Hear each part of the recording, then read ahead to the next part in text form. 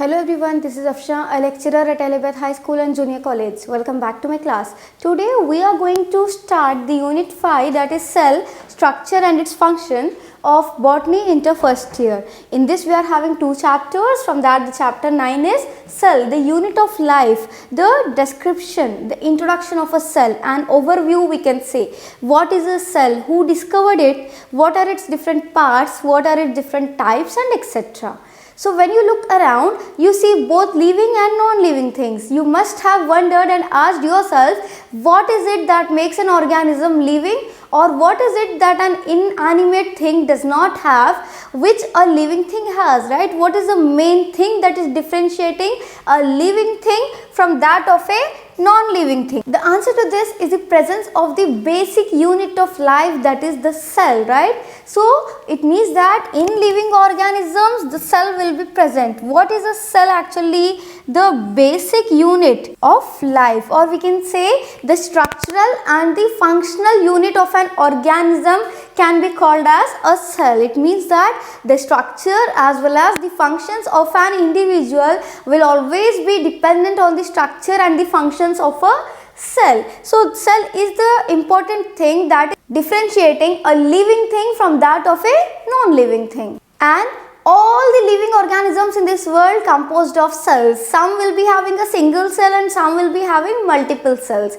And the organisms that will be having a single cell will be called as unicellular organisms. And the organisms that will be having multiple cells will be called as multicellular organisms. Uni means one and multi means more than one. That is the reason the name unicellular and multicellular organisms have been given.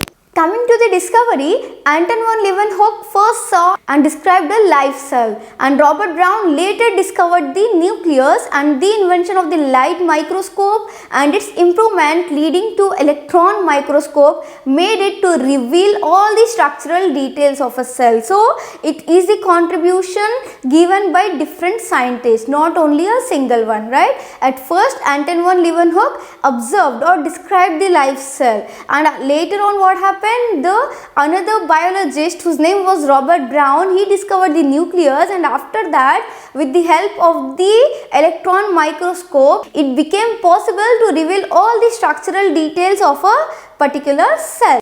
So that was all about the introduction of a cell. Now if we proceed forward, we have to see the cell theory. So in the year 1838, Matthias Schleiden, a German botanist, examined a large number of plants and observed that all plants are composed of different kinds of cells which form the tissues of the plant. At about the same time, another biologist whose name was Theodor Schwann, in the year 1839, who was a German zoologist, actually studied different types of animal cells and reported that cells had a thin outer layer which is today known as the plasma membrane. He also concluded, based on his studies on plant tissues, that the presence of cell wall is a unique character of a plant cells. So he was the one who have studied about the plant cell, and he was the one who have studied about the animal cells, and he only described that the plant cell consists of a cell wall. Later on, they both, that is Schleiden and Schwann, together formulated the cell theory. This theory, however, did not explain as to how new cells were formed. Then later on, Rudolf Virchow, another biologist, in the year 1855, first explained that cells divided and new cells are formed from pre-existing cells.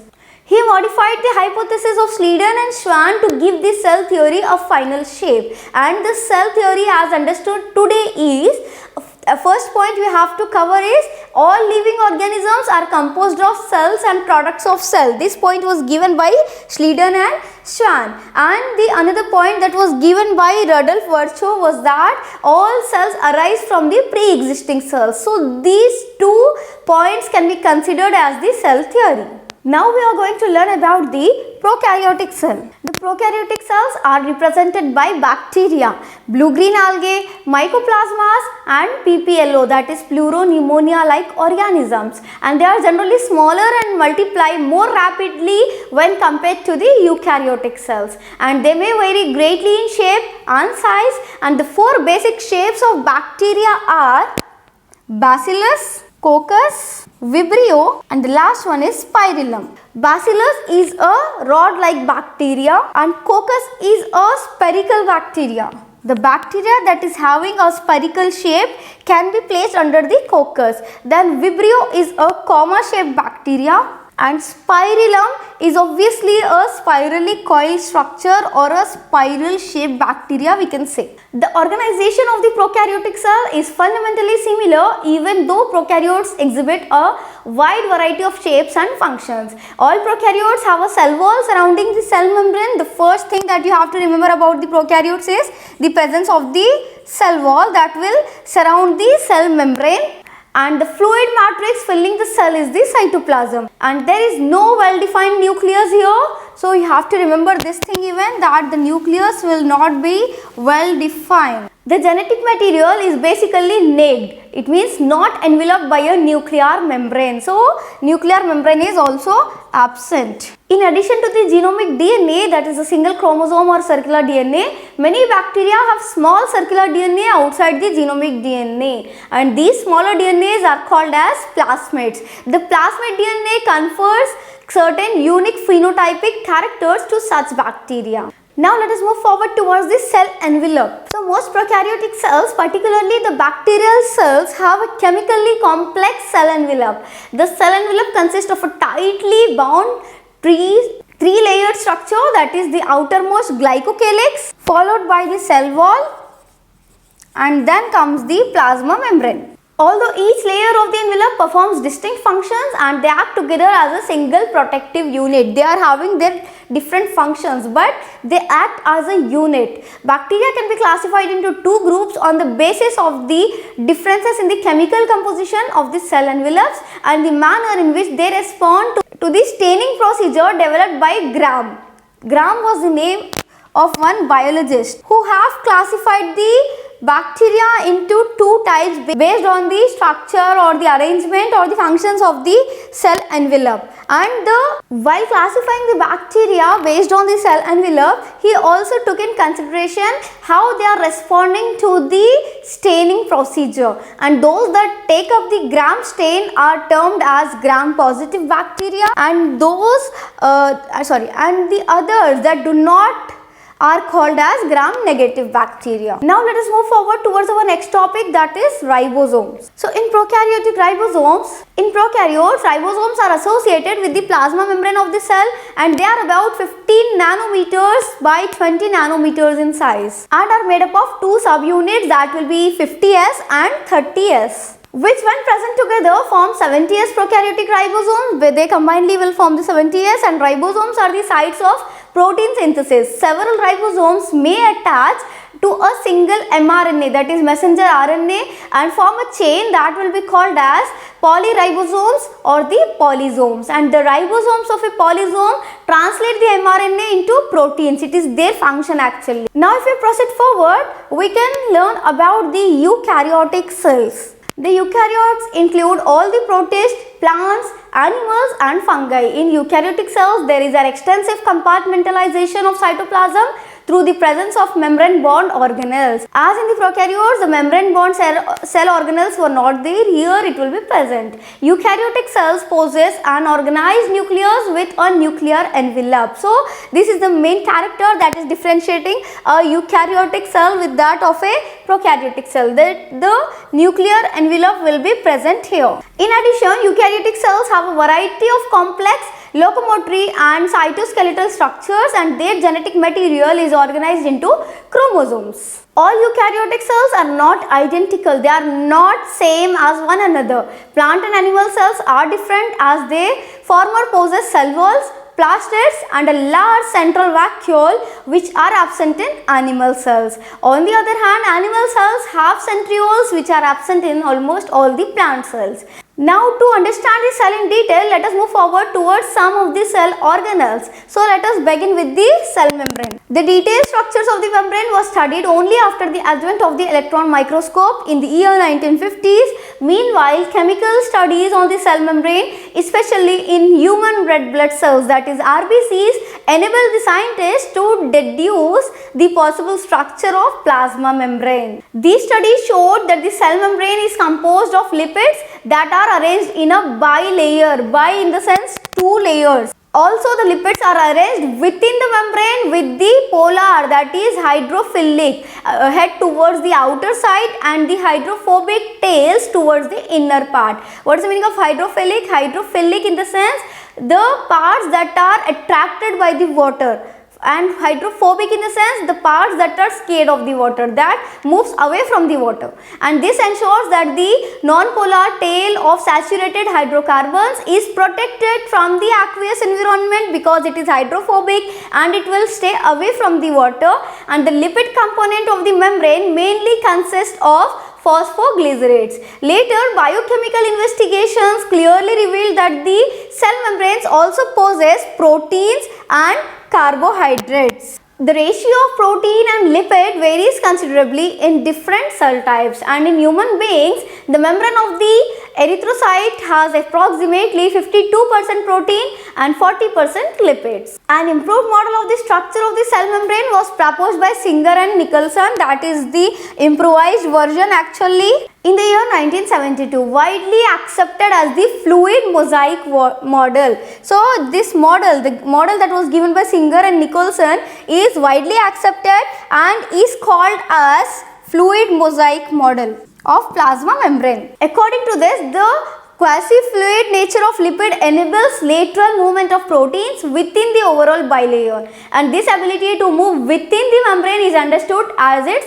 fluidity. And the fluid nature of the membrane is also important for cellular functions like cell growth, formation of intercellular junctions, secretion, endocytosis, cell division, and etc. Now if we proceed towards the functions of the plasma membrane, one of the most important function of the plasma membrane is the transport of the molecules into and out of the cells.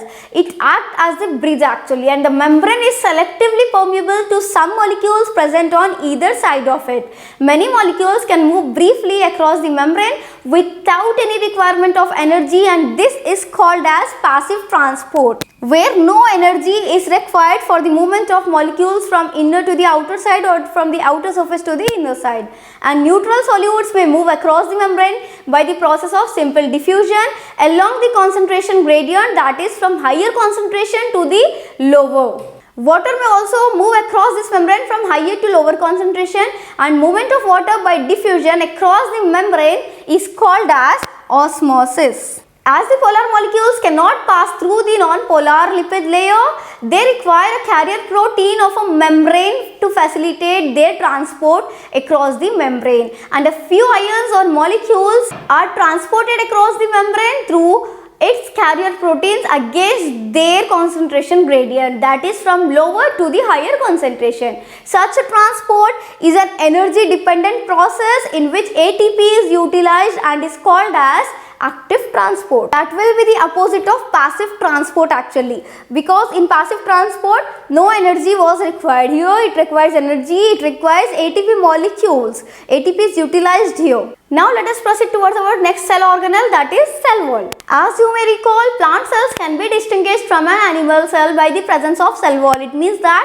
in animal cells, cell wall will be absent. It was first observed by Robert Hooke in the year 1665 in cork tissue of oak tree. Cell wall is a non-living, rigid structure and forms an outer covering for the plasma membrane of fungi and plants. Cell wall not only gives shape to the cell and protects the cell from the mechanical damage and infection, it also helps in cell-to-cell interaction and acts as a barrier to undesirable macromolecules. And coming to the algae, it have a cell wall that is made up of cellulose, galactons, mannans and minerals like calcium carbonate, while in other plants it consists of cellulose, hemicellulose, pectins and proteins. So it means that the composition of the cell wall in plants and in algae differs widely. Now let us learn about the endomembrane system.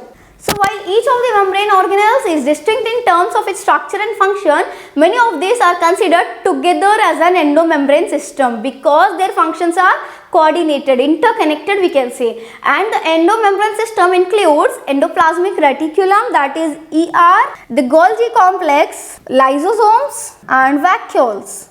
Since the functions of the mitochondria, chloroplast and peroxisomes are not coordinated with the above components, these are not considered as the part of the endomembrane system. They are having their individual functions. And coming to these organelles, they are interconnected with one another. That is what the reason they are all placed under the endomembrane system. Now let us learn about the endoplasmic reticulum. So K.R. Porter in the year 1953 first coined the term endoplasmic reticulum to describe thread-like structures in the cell. So it means that they are the thread-like structures that are present inside the cell. And electron microscopic studies of eukaryotic cells reveal the presence of a network of reticulum of tiny tubular structures scattered in the cytoplasm that is called as the endoplasmic reticulum. Hence, endoplasmic reticulum divides the intercellular space into two distinct compartments. That is the luminal compartment that is inside the endoplasmic reticulum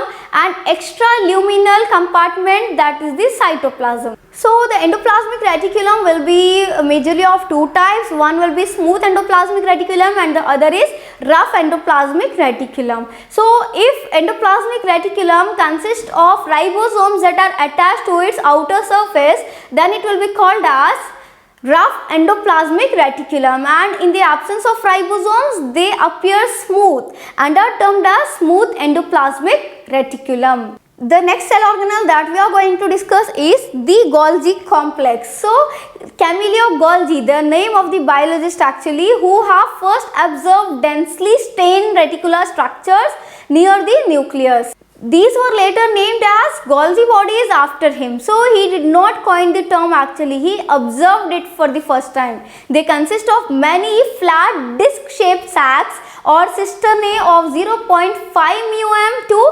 1.0 μm. These are stacked parallel to each other. Varied number of cisternae are present in a Golgi complex, and the Golgi cisternae are concentrically arranged near the nucleus with distinct convex cis or the forming phase and concave trans or the maturing phase. The cis and trans phases of the organelle are entirely different, but they are interconnected. The cis phase and the trans phase, they are not similar to one another, but they are interconnected with one another. Coming to the function of the Golgi apparatus, it principally performs the function of packaging the materials to be delivered either to the intracellular spaces or secreted outside the cells. It is the main function of the Golgi apparatus. Now the next important cell organelle is mitochondria, the powerhouses of the cell. So mitochondria, the singular form which is mitochondrion, unless especially stained, are not easily visible. They are very microscopic and are minute structures. The number of mitochondria per cell is variable depending on the physiological activity of the cells. In terms of shape and size also, considerable degree of variability is observed. It means that they are not same in terms of shape and size.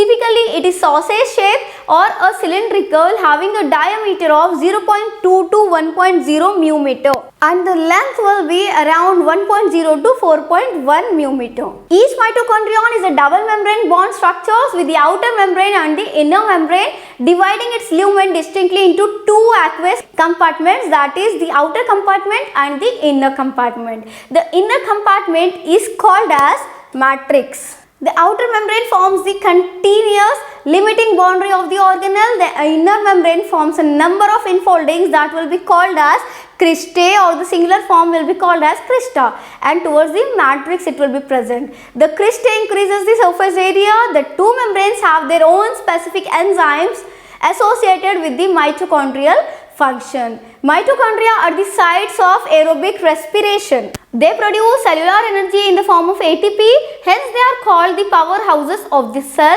and the matrix also possesses a single circular DNA molecule, a few RNA molecules, ribosomes that will be 70S normally, and the components required for the synthesis of proteins. And the mitochondria, coming to its division, it normally divides by the process of fission. Now let us move forward towards our next topic, that is plastids. Plastids are found in all the plant cells and in euglenoids, and these are easily observed under the microscope as they are large. They bear some specific pigments, thus imparting specific colors to the part of a plant which possess them. Based on the type of pigments, plastids can be classified into 3 categories. That will be chloroplast, chromoplast, and the last one is leucoplast. So the chloroplasts contain chlorophyll and carotenoid pigments which are responsible for trapping light energy essential for photosynthesis, and it normally gives green color to the different parts of a plant. So coming to the chromoplast, it consists of fat-soluble carotenoid pigments like carotene, xanthophylls and others are present. This gives the part of the plant a yellow, orange or red color. The leucoplasts are the colorless plastids of varied shapes and sizes with stored nutrients. Amyloplasts store carbohydrates, that is starch, and the example for that will be potato. Then aleuroplast stores proteins. Now coming to the main organelle from this, it is chloroplast, because it is a site of photosynthesis actually. Majority of the chloroplasts of the green plants are found in the mesophyll cells of the leaves, and these are lens-shaped, oval shaped, spherical, discoid or even ribbon like organelles having various lengths, that is around 5 to 10 μm, and the width is also different.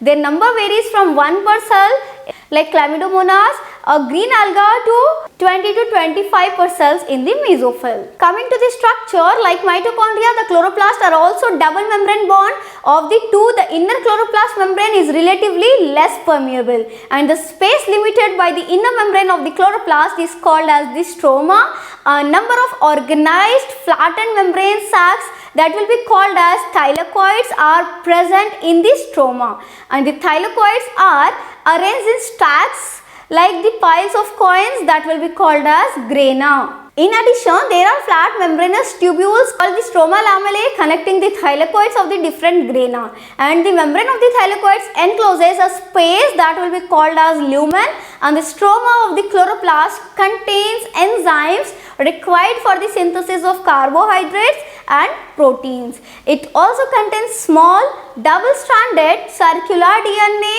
molecules and ribosomes, and photosynthesis pigments are present in the thylakoids. The ribosomes of the chloroplast are smaller, that is prokaryotic and of 70S type, than the cytoplasmic ribosomes of eukaryotic, that will be 80S. So now let us move forward towards our next cell organelle, the next important cell organelle, that is nucleus. So nucleus as a cell organelle was first discovered by Robert Brown as early as in 1831. Later the material of the nucleus stained by the basic dyes was given the name as chromatin by Fleming, and the interface nucleus, that is the nucleus of a cell when it is not dividing, has high extended and elaborate nucleoprotein fibers called as chromatin, nuclear matrix, and one or more spherical bodies that will be called as nucleoli. Electron microscopy has revealed that the nuclear envelope, which consists of two parallel membranes with a space between, that will be called as the perinuclear space, forms a barrier between the materials present inside the nucleus and that of the cytoplasm. It acts as a barrier that will not allow the materials to pass through it.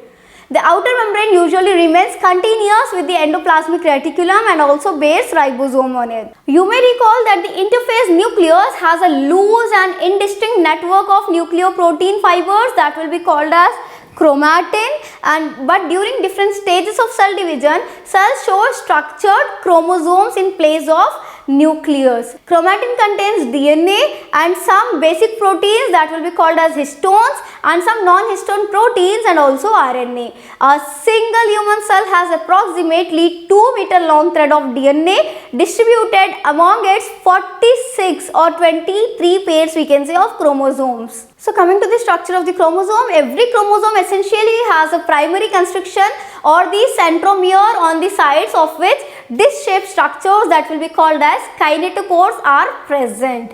Based on the position of the centromere, the chromosomes can be classified into 4 types. That will be metacentric, submetacentric, acrocentric and telocentric. So what is metacentric chromosome actually? It have a middle centromere forming two equal arms of the chromosomes. It means that the centromere will be located in the center and beside that two arms will be present, two equal arms we can say. So this kind of chromosome can be termed as the metacentric chromosome, where the centromere is at the center exactly and the two kinetochores are of equal length. And coming to the submetacentric, it has the centromere nearer to the end of the chromosome, resulting into one shorter arm. So one will become shorter and the other will be little bit bigger when compared to the second one in the submetacentric chromosome. And in acrocentric chromosome, the centromere is situated close to its ending. More closely it will be like this one.